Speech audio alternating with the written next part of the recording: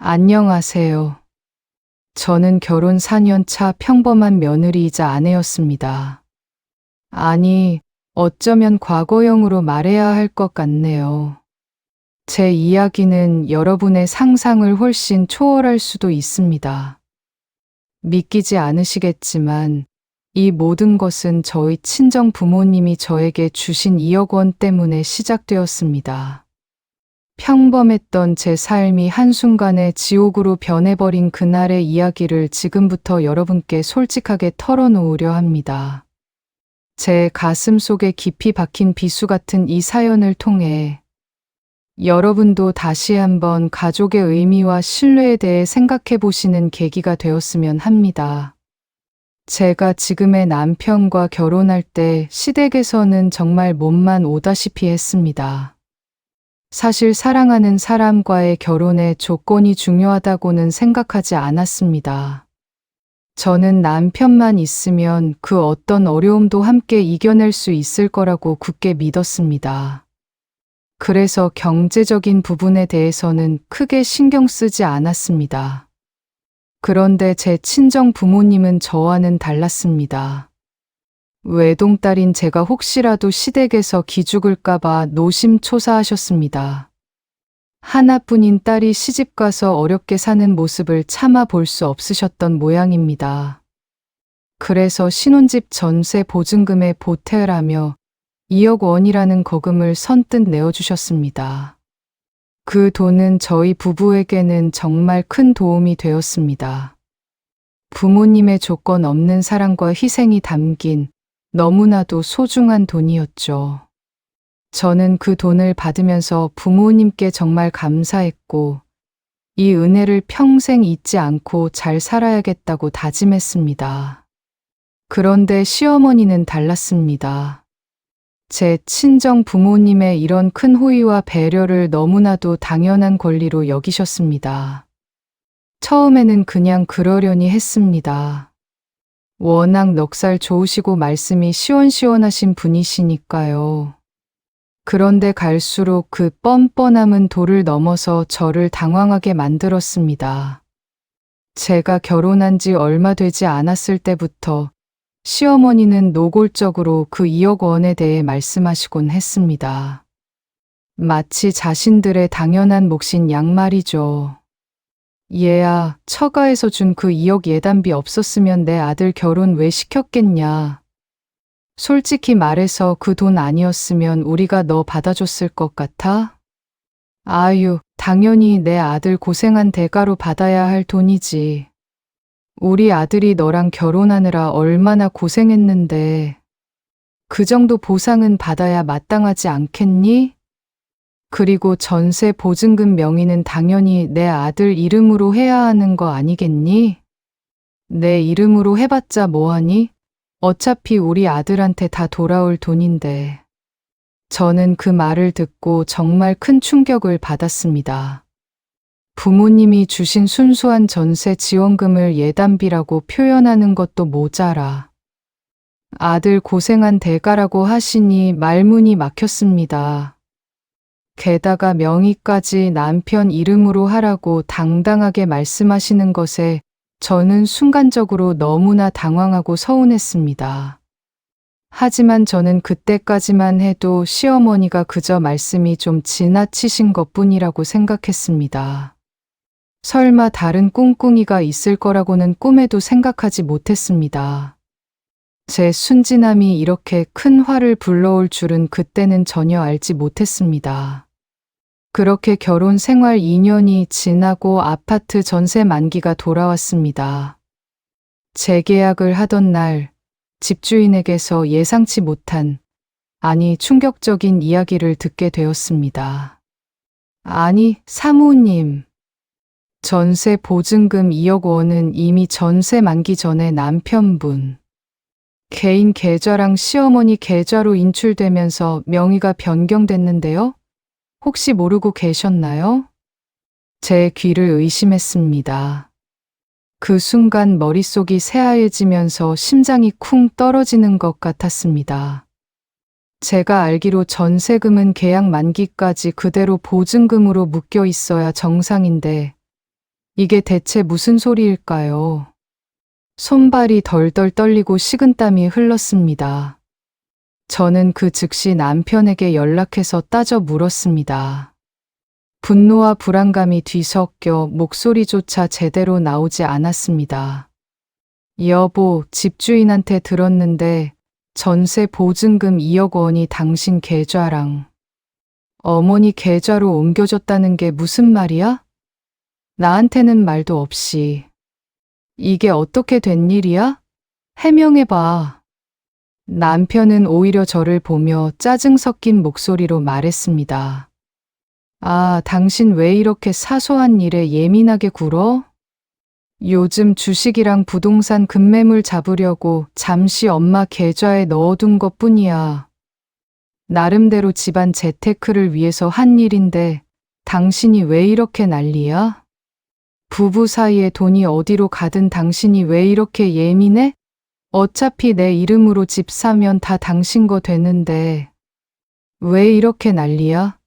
진짜 피곤하게 한다, 당신. 저는 남편의 말을 믿으려고 노력했습니다. 그래도 남편이니까 저를 속일 리는 없다고 생각했습니다. 저의 남편이 설마 저에게 이렇게까지 할 리 없다고 스스로를 위로했습니다. 하지만 제 마음 한구석에는 불안감이 계속 남아 있었습니다. 그 불안감은 점점 커져갔고 결국 저는 이 사실을 직접 확인해야겠다고 결심했습니다.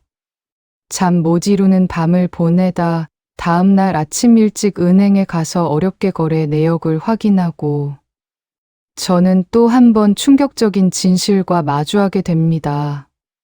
친정 부모님이 보태주신 전세금 2억 원 중 1억 원은 시어머니의 빚을 갚는 데 쓰였습니다. 그리고 나머지 1억 원은 더욱 충격적이었습니다. 남편이 딴살림을 차린 내연녀의 오피스텔 보증금으로 들어간 상태였습니다. 제 눈을 의심했지만 명확한 증거들이 저희 눈앞에 펼쳐져 있었습니다. 가슴이 찢어지는 듯한 고통과 배신감에 저는 그 자리에서 주저앉고 말았습니다. 심장이 갈기갈기 찢기는 것 같았습니다.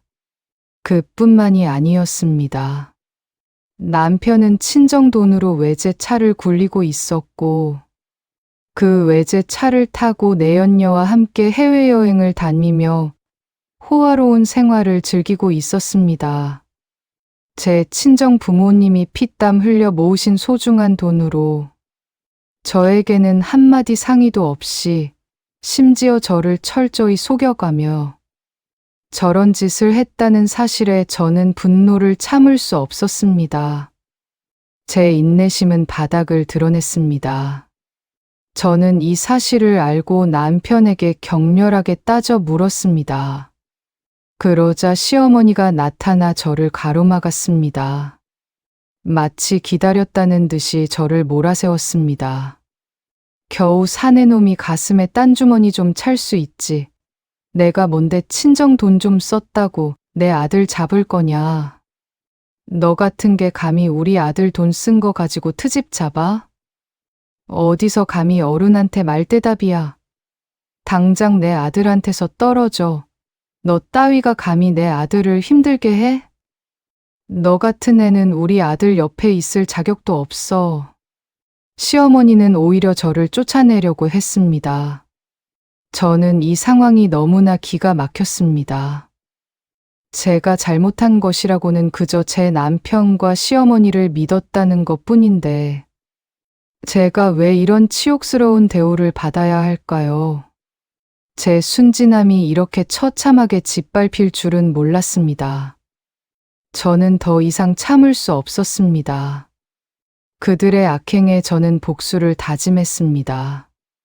그들에게 그 어떤 자비도 베풀지 않겠다고, 반드시 이 모든 죄값을 치르게 하겠다고 굳게 결심했습니다. 그때부터 저는 그들의 모든 악행을 밝혀낼 증거를 모으기 시작했습니다. 모든 것을 밝혀낼 거라고 다짐했습니다. 제 인생을 망가뜨린 대가를 반드시 치르게 할 것이라고 매일 밤 이를 갈았습니다. 그리고 마침내 저는 그들의 더러운 음모가 담긴 음성통화 녹음을 손에 넣었습니다. 남편과 시어머니, 그리고 내연녀가 나눈 대화였습니다. 그 내용을 듣고 저는 온몸에 피가 차갑게 식는 것을 느꼈습니다. 그들의 대화는 저에게는 비수와 같았습니다. 마치 잘 짜여진 드라마 대본을 듣는 것 같았습니다. 처가에서 보탠 2억 원 만기되면 바로 시모 계좌로 돌려라. 절대 마누라한테 들키지 말고. 마누라 모르게 내연녀 오피스텔 얻어주고 딴 살림 차려라.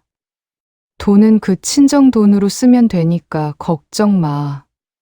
처가 돈 빼먹을 만큼 빼먹었으니 이제 적당히 트집 잡아서 쫓아내버려.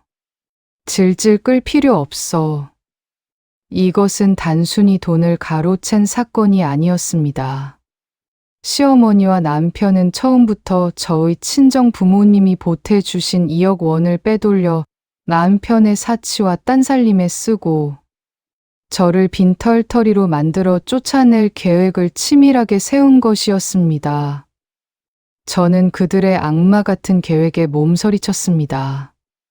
저를 이렇게까지 가지고 놀았다는 사실에 저는 참을 수 없는 분노와 복수심에 휩싸였습니다. 그들은 저의 친정 부모님의 순수한 사랑과 호의를 짓밟고 저의 인생을 망가뜨리려 했습니다.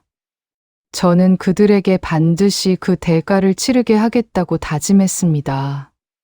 제 인생을 망가뜨린 대가가 얼마나 혹독한지 그들에게 똑똑히 보여줄 작정했습니다.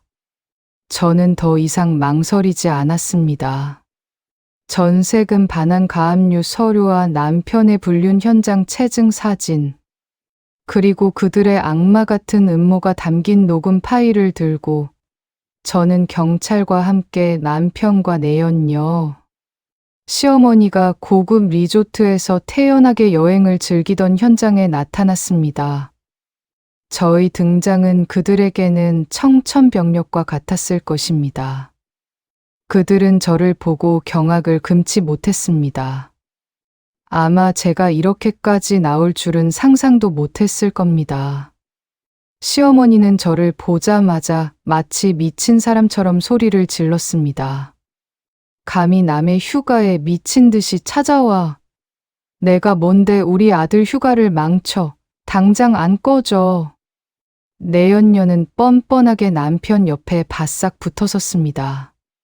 저를 비웃는 듯한 그들의 뻔뻔하고 역겨운 태도에 저는 온몸에 피가 거꾸로 솟는 것을 느꼈습니다.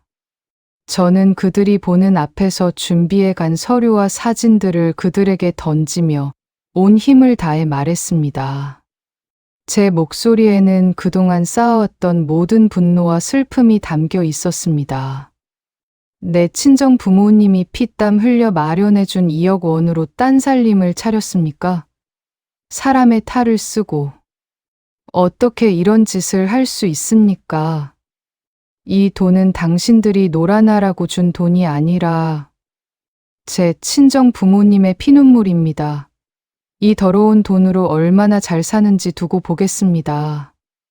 당신들은 제 친정의 순수한 호의를 짓밟고 인간으로서의 마지막 양심까지 버렸습니다. 당신들은 인간 말종입니다. 남의 부모 돈으로 딴 살림 차려서 잘 살 줄 알았습니까? 당신들은 절대 행복할 수 없을 겁니다. 제가 그렇게 만들 겁니다. 그들의 얼굴은 창백해졌고 저는 더 이상 한치의 망설임도 없이 모든 것을 진행했습니다. 저는 전세 보증금 가압류 및 형사 고소, 횡령 및 사문서 위조 혐의로 그들을 고소했습니다. 내연녀에게는 상간녀 위자료 청구 소송을 진행했습니다. 그리고 남편에게는 한치의 망설임도 없이 이혼을 통보했습니다. 법원은 저의 손을 들어주었습니다. 정의는 살아 있었습니다. 전세 보증금 2억 원 전액을 저에게 반환하라는 판결이 내려졌습니다. 남편은 모든 것을 잃었습니다. 친정 부모님의 돈을 가로채고 불륜을 저지른 대가는 너무나 혹독했습니다. 그는 빚더미에 앉게 되었고 회사에서는 징계를 넘어 해고까지 당하게 되었습니다. 그제야 남편은 저에게 무릎을 꿇고 애원했습니다. 눈물 콧물을 흘리며 제 발을 붙잡고 빌었습니다. 제발 용서해줘. 한 번만 봐줘. 내가 죽을 죄를 지었어. 다시는 안 그럴게. 제발 한 번만 기회를 줘. 저는 단호하게 대답했습니다.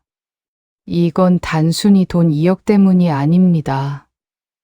당신이 내 친정 부모의 피 같은 돈을 훔쳐 내연녀 딴 살림을 차린 그 추악함 때문입니다. 당신의 배신감은 돈으로도 환산할 수 없습니다.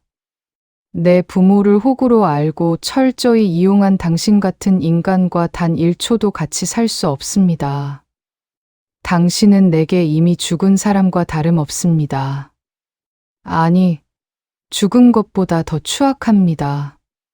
저는 그를 용서할 수 없었습니다. 저의 친정 부모님에게 그리고 저에게 저지른 만행을 저는 평생 잊지 못할 것입니다. 저는 전세금 전액을 회수하고 그 돈을 발판 삼아 단호하게 새 출발을 했습니다. 내연녀는 상간녀 위자료로 파산하고 남편을 버렸습니다. 그리고 남편과 시어머니는 횡령 혐의로 실형을 살며 완전히 파멸했습니다. 그들은 결국 자신들이 뿌린 악한 씨앗을 고스란히 거두었습니다.